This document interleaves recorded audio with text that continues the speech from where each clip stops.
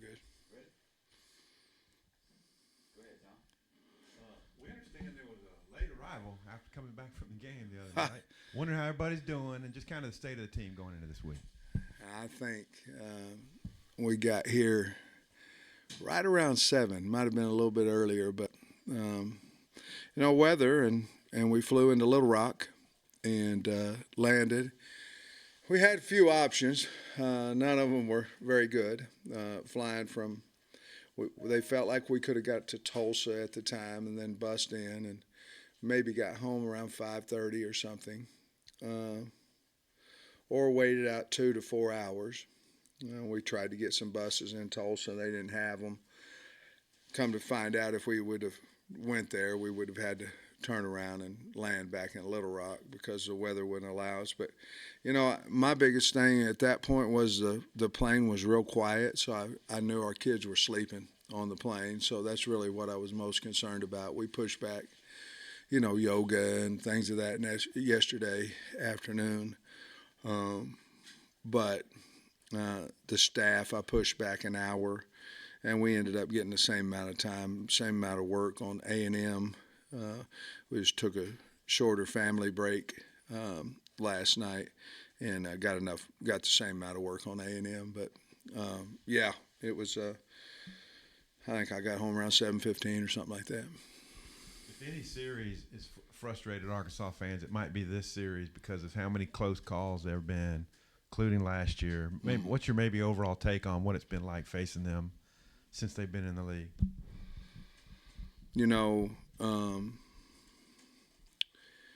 Obviously 2 years ago when we went over there and won, or went down to Dallas. Last year, when I was here before, we lost in overtime. I'm not for sure if it wasn't twice. I think it was once for sure, but I'm not for sure if it wasn't twice. It's a series where, game's going to be close. Obviously another trophy game, things of that nature. But in all honesty, in these close games, we've come up disappointed more times than not. So we've got to play with the same amount of passion that we had last week, but with smarter, pre-snap penalties, basically both sides of the ball. Because the other penalties are going to happen. You're going to get a hold, and we had one. You're going to get a hold on defense. We had 2. You're coaching, trying to coach that, but the pre-snap penalties, we overcame them offensively. Besides the third or fourth, the short yard down on the goal line, but it doesn't make it right. We've got to get that out of us. We thought we were prepared, thought we'd done a nice job there, but obviously we didn't do a good enough job. Coach, Devin Manuel played more snaps at left tackle than Andrew Chamblee. I was curious just what went into when each guy was in, and, do you see that maybe Devin has taken a step up on Chamblee there? No, I don't see the last part. I don't see that. Obviously, game feel, matchups, things of that nature go into a lot of. I could sit in here and tell you we're going to do this, this, and this, and we might do the opposite. You know what I mean? And I meant what I told you. There's still a major battle there. Devin has not yet put a full week of practice healthy or with the strain that he needs because of his injuries. So until that happens, I don't know that we can do anything differently than what we're doing now, trying to get them both ready to play and things of that nature. If that happens, then we'll have to decide what we're going to do. But basically, at the time that was going, we felt like that'd be our best way to win, and that has nothing negative to do with Andrew. That's what we thought. And then with AJ, it looked like he was favoring his shoulder on his last carry when he ran off. Is he okay? Yeah, he'll be fine. He's got a little soreness in that shoulder, but I think he'll be fine. And then, last one, I guess any update on Rocket's status for this weekend? No. I wish I knew. We're going to find out a little bit more today at practice. Obviously, he ran and did some things last week, but it wasn't, stop and starts and things of that nature. So as of right now, well, he's going to do some things today, as much as he possibly can do, and hopefully it goes well. We need him, but to say he's going to play or not play right now, and this has nothing to do with A&M or who knows or what, I really don't know right now. Obviously, you're going to have a bunch of bumps, bruises, aches, pains, and stuff after a game like that. But did you come out pretty healthy overall? We did. Looking out, that was a really physical football game, and I think we can get Chavis back. Hopefully, we can get Rocket back. There was another one there that was out last week. There's 3 of them. Who? No, Tank, I think he'll be ready to go. There's another one. I'll think of it in a minute. But we got to add 3 to the roster that had been out, assuming Rocket can play. And that's hard to do at this time. But I think we came out relatively injury-free. We've got some bumps, like you say, but relatively injury-free for this Saturday's game. You mentioned Tank. A couple of your defensive ends didn't play as much. It was pretty much Pooh and Thomas at linebacker the whole game. And then you didn't rotate really like Hudson kind of around like you had before. It was more just Walcott and Johnson. With it was kind of muggy down there. And I think LSU kind of did the same thing, was not rotating as many guys. You think both defenses just kind of got a little worn out and, there may be some of that, to be honest with you. I think theirs was more that, on their offense that their quarterback was on and they've got really good receivers. I don't know that if we would have rotated more. I think Braxton played 25 snaps but I don't know that if we'd have rotated more that we'd had any more success. Obviously, we didn't believe it at the time, but I think we played, we made plays on offense, just things weren't always smooth, but we made plays and we overcame our own misfortunes. But I think once you get to SEC, you go into the game believing who you're going into. You want to rotate them if they're tired. Otherwise, you want to leave them in there and play unless there's a strong battle between 2 guys. Sam, you obviously faced Bobby Petrino last year and facing him again. What do you think about that, and just what do you think about the job he's doing there at A&M? Well, he's obviously a great coach, and watching him, I think there's a lot of Coach Petrino, a lot of I see a lot of Jim Chaney, in him. Obviously, Coach Fisher is. I think he's got a lot to do with it too. I don't see a whole lot of difference in this year than what they were last year.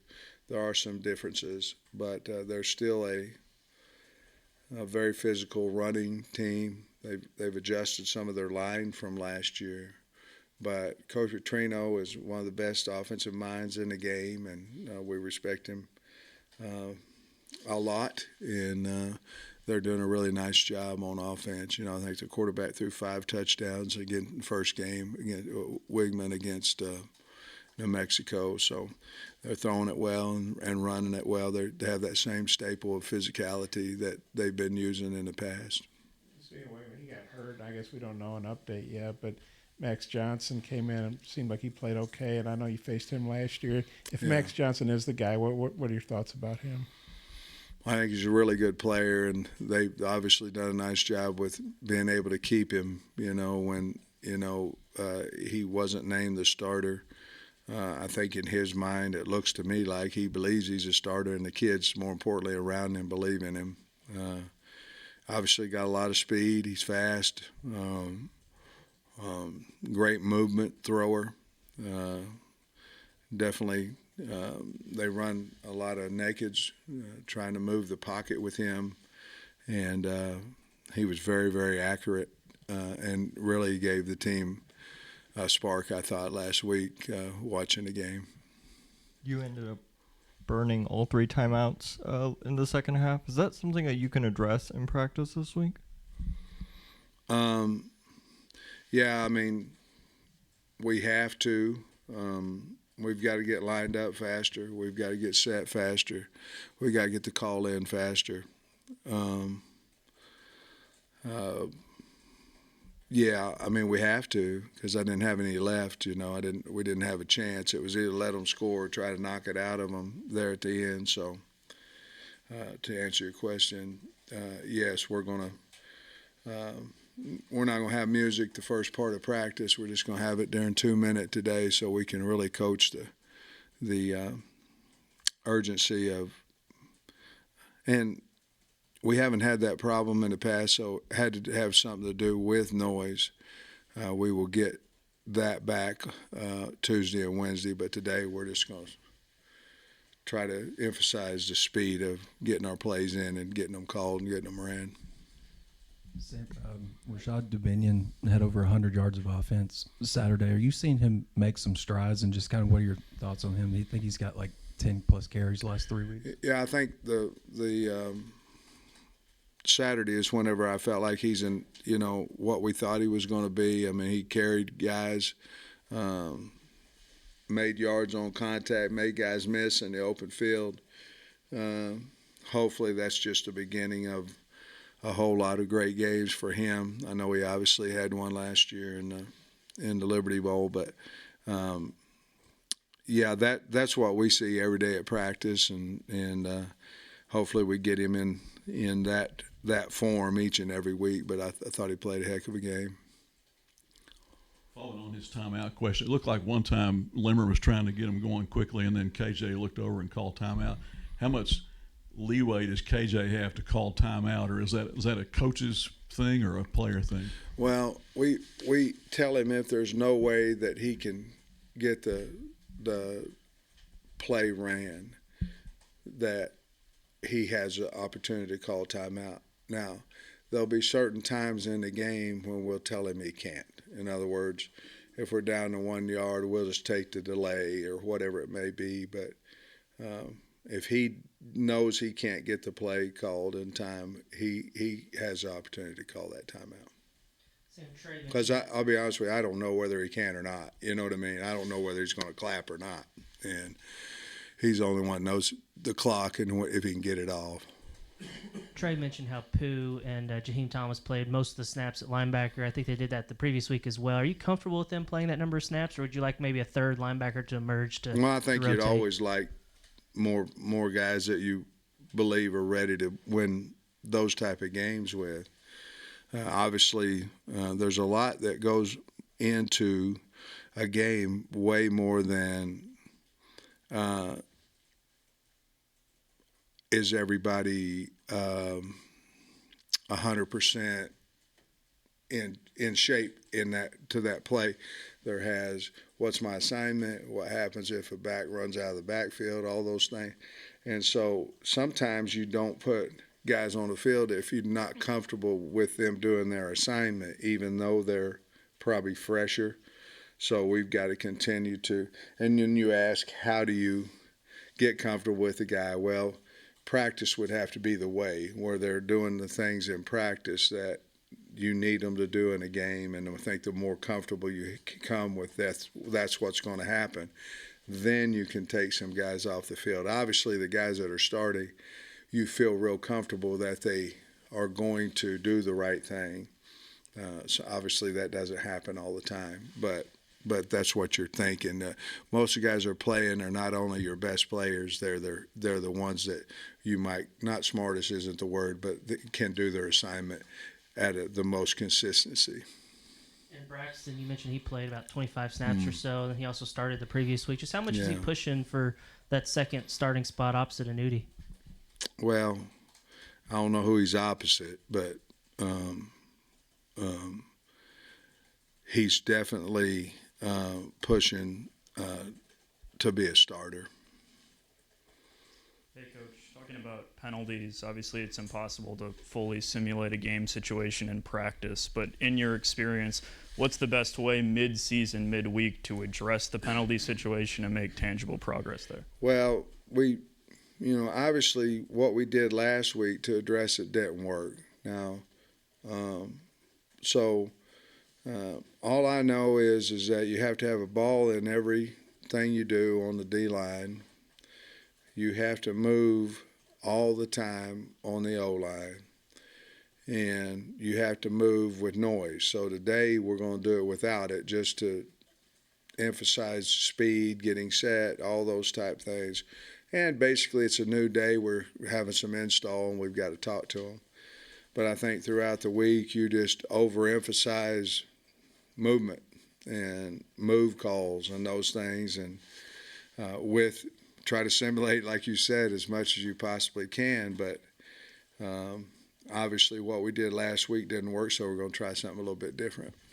Luke talked after the game, Luke has, about understanding that when KJ's under pressure, he's oftentimes not going to go down, and understanding his role in extending the play and staying open for KJ. How have you seen the chemistry between Luke, a freshman, and KJ, who's been here for a while, grow as the season progresses? Yeah, I think you see it each week, and he's playing quite a bit better each week, making more plays each week.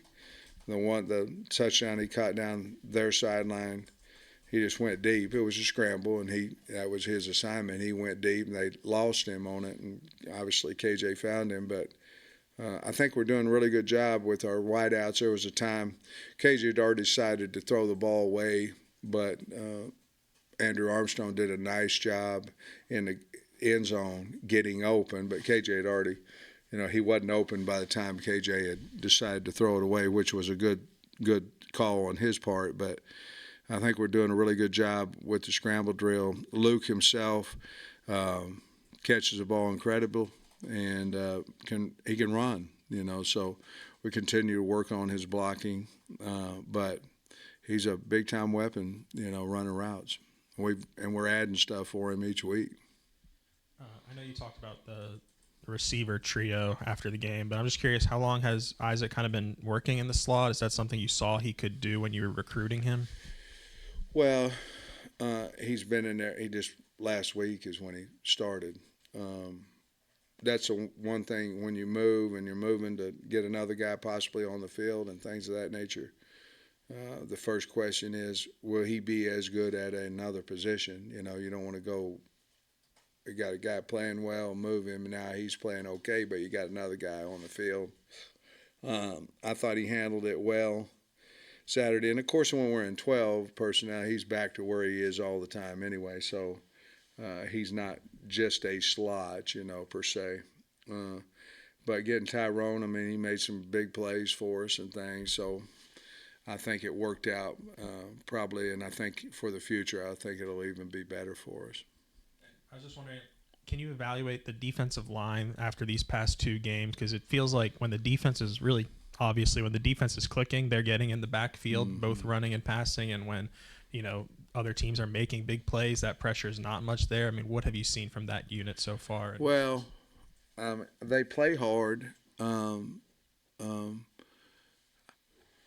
At times we can get to them with a four-man rush, and then other times we can't. But I think that's probably just football as well. We're playing – LSU's got a good offensive line as well. But you're right, when our goal was to frustrate the quarterback, and I thought we did it early.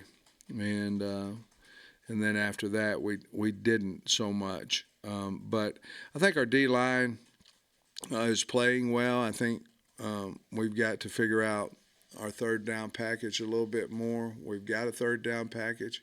It's not getting the pressure that we want, so we may look at something a little different there. Sam, week 5, but it's the second home game that you guys aren't playing here, obviously. Even with the SEC schedule change next year, still going to Arlington. Are you in third? I think we went to Little Rock. Are you in favor of this A&M game staying a neutral site game? Do you guys enjoy it, or would you like to see it maybe become a home and home? Well, if you look, and you got Little Rock and you got Dallas, and they're both home games, they're not home. And so, obviously, I'd like to play in our stadium as much as we possibly can. What's your overall take on a Jimbo Fisher team? What are its characteristics, would you say? Physical, big, a lot of speed, I think those three would come well coached, but they're always big. I remember my first year here running by, well, that's a lot, jogging by their receivers. And they looked like tight ends. I mean, they were the biggest dang guys ever. I remember was playing over there in front of their 60,000 people in COVID. 17,000? No, I think it was 60. And they were big. I mean, they just got a big team. They got a great big team. And Jimbo, coaches developed a heck of a football team. Talking in here last week, you spoke about social media and how that can impact teams and all. It looks like you backed away on social media last week. You see any thoughts about, the rationale there and how it can affect you? I think you can figure out the rationale. When you're a public figure, I think everybody thinks it's okay to bash public figures, people. That'd be musicians, coaches, whatever it may be. And I'll be honest with you, I just got sick of it. And so I decided to. Now, my friend over here has told me I need to bring it back. Well, the only reason I had it in the first place is he's so mad at me right now. That the only reason I had it in the first place is for recruiting. And I'm told it would do well for the university if I'd bring it back. I do not believe that you can hide behind a phone and address people as personally as what people do. I don't think it's fair. I don't think it's right. And I don't think it's right for the kids. I mean, I'm a counselor last week for my punter, for some O-linemen, for this. And that's, to me, that's not what it is for a bunch of people that's hiding to talk about you. And if you want to ask me a question, but everybody knows I'm fat, and everybody knows I got a big chest and all that. To do that, who does that make feel better? Who does that make it's not right? And I'm not, people say, well, you make a lot of money. It ain't got nothing to do with people bashing you personally now. And you can talk about my coaching all you want and this, that, and other, but going attacking me and guys on the team, it's not right. I'll never feel like it's right, and that is with musicians. That is with any. You can't, as a coach, you can't have a political affiliation. You can't have a religious affiliation. You can't do anything, okay? But you can take it. Well, I got tired of taking it. I closed my Twitter account. So it looks like I'm gonna fire it back up. But that's how I feel about it, and all that's going to do is get some more people bashing me. So go right ahead, because I don't have Twitter. Sam, I don't know. You may have been watching A&M and Auburn. Obviously you're getting ready for LSU, but did you see the play where Jimbo was on the Man, that had to be a terrible feeling. Guys, I like Jimbo Fisher. I do. He's a good man, good coach. I mean, he's getting killed down there by their people. That's just the nature of people. But not all people, just a little bit, few people. But he was out there, and the guy was running closer to the sideline than he was. He ran inside of him, and you could just see on his face like, oh, no. And I'm sure I would have, I don't know if I'll get out that far or not, but it had to be a bad feeling for him. And I don't think I didn't see a flag come off of it. Maybe they did, maybe they didn't. But, yeah, that had to be a terrible feeling, him out there. I'm sure all coaches can almost get caught doing the same thing, And, we kind of joke about Jimbo talks real fast at pressers. Yeah, he does. When you're talking to him like at the 50-yard line for kickoff or maybe in meetings. He's rolling. Does he talk like that all the time? He's rolling, man. Yeah. You better pay attention. That's why he's such a good recruiter. He talks so fast you'd have to listen to him, But I do. I like the man, and I think I have high respect for him, and they got a good football team just like they do every year, and we'll try to figure it out. What's your take on their defense overall? Again, big comes to my mind. I think they're really good at linebacker. I think they would think, and I do too, that their front four is big, physical. Like they seem like they always are. Boy, they get off the football. I'd really like their linebacker core this year, and obviously they've got a tremendous amount of speed in the secondary. They've got really good statistics. So it's going to be a really big challenge, but they're a big physical group that can run. I mean, you see why each guy's playing the position that they're playing, After the BYU game, asking you about third down conversions, you went 2 for 13. LSU, you went 8 for 13. How do you bottle the third down success rate and take it into a game that's historically been pretty close? Yeah, well, I think a little bit of it is we're playing. I think each game we play together more with our. It's not just a coordinator. We got new people out there. I think. If you look at it, you got, 3 brand new wide receivers. You had spring ball for most of it, and you got a couple of new offensive line, 3 offensive linemen, and so it takes a little bit of time, game time, to kind of play together a little bit better. Hopefully, we can continue to do a good job on third down prep and basically do the execution that we did Saturday night. So against whom I think was a really good football team, really good. And so you just I think everybody's getting used to each other a little bit more, and I think KJ's starting to find his guys that he knows are going to catch the football, and there's a lot of them out there. But it all starts with ability to run the football, and I felt like we did that pretty well Saturday night. Coach, I just wanted to follow up on the Twitter thing, and you mentioned you having to be a counselor during the week for your guys. I mean, there's been some mental health stuff with some pretty notable transfers being, declined. I'm just curious, how much, not only when a guy has a bad performance, you have to be a counselor, but just overall in the course of a season of program building, are you focusing on that kind of mental health with your players? Mental health is a big, big deal. We talk about it. We have several guys that are in counseling. We encourage it.